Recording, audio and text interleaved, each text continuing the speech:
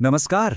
आज बात करते हैं कॉरपोरेट दुनिया के उस अंधेरे कोने की जो हमेशा खबरों में रहता है, और वो है लालच। देखिए, कंपनियां बदल जाती हैं, साल गुजर जाते हैं, पर 2026 में भी घोटालों के पीछे का जो खेल है ना, वो लगभग वैसा का वैसा ही है। चलिए समझते हैं कि ये सब काम कैसे करता है। एक बहुत ही सीधी लेकिन उतनी ही दमदार बात। और सच कहें तो आज के कॉरपोरेट घोटालों को समझने की चाबी बस इसी एक लाइन में छुपी है। देखिए, लालच सिर्फ एक फीलिंग नहीं है। ये तो कॉरपोरेट दुनिया का वो इंजन है जो कभी बंद नहीं होता। एक ऐसी ताकत जो ग्रोथ भी कराती है, लेकिन जब काबू से बाहर हो जाती है तो सब कुछ तबाह भी कर देती है। और बस यहीं से हमारी आज की कहानी शुरू होती है। तो चलिए पहले हिस्से में ये समझते हैं कि लालच सिर्फ एक एहसास भर नहीं है, बल्कि ये एक पूरा सिस्टम है।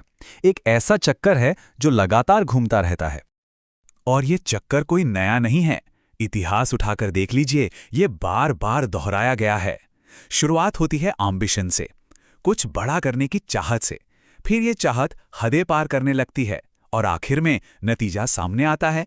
आज हम बस इसी चक्कर का मॉडर्न वर्जन देख रहे हैं। तो सवाल ये उठता है कि अगर इरादा वही सदियों पुराना है, तो फिर 2026 में इसे करने के तरीके कैसे बदल गए हैं। चलिए आज के इस खेल के नए नियमों पर, नई चालों पर एक नज़र डालते हैं। तो अब आते हैं इस पूरी पड़ताल के सबसे ज़रूरी हिस्से पर, 2026 की करप्शन प्लेबुक। मतलब वो सारी तरकीबें, वो सारे तरीके जिनका इस्तेमाल आज की कंपनियां कायदे कानून को धत्ता बताने के लिए करती हैं। और ये समझना जरूरी है कि ये कोई गलती से हुई चूक नहीं है। ये एक सोची समझी चाल है। पहला कदम, डेटा का मायाजाल। इसमें होता क्या है कि मुश्किल एल्गोरिदम्स का इस्तेमाल करके कंपनी को कागजों पर एकदम तंदुरुस्त दिखाया जाता है।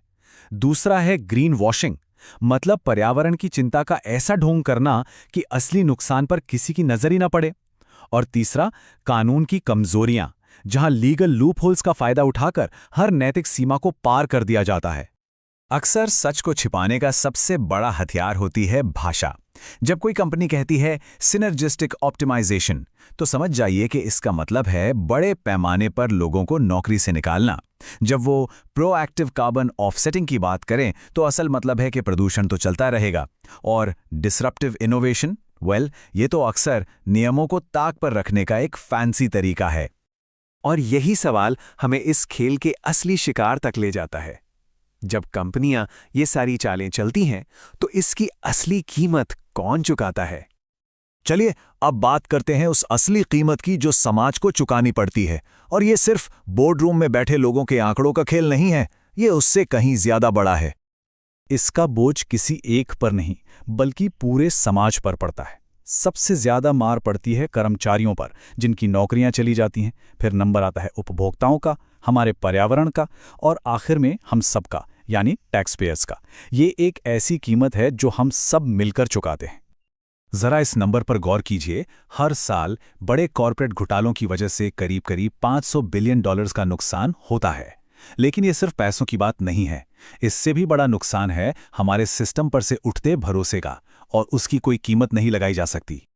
और पैसों के नुकसान से परे कुछ नुकसान ऐसे भी हैं जिन्हें गिना नहीं जा सकता, जैसे इंस्टीट्यूशंस पर से जनता का भरोसा उड़ जाना, बाजार से फेयर कंपटीशन का खत्म हो जाना, कर्मचारियों का हमेशा डरा हुआ और असुरक्षित महसूस करना, और पर्यावरण को वो नुकसान पहुंचाना जो शायद कभी ठीक ही ना हो। ये वो जख्म हैं जिन्हें भरने में सदियों लग जाती हैं। तो इन सारे पैटर्न और इतनी बड़ी कीमत को समझने के बाद सबसे बड़ा सवाल तो यही उठता है, क्या ये चक्कर, ये साइकिल कभी तोड़ी भी जा सकती है?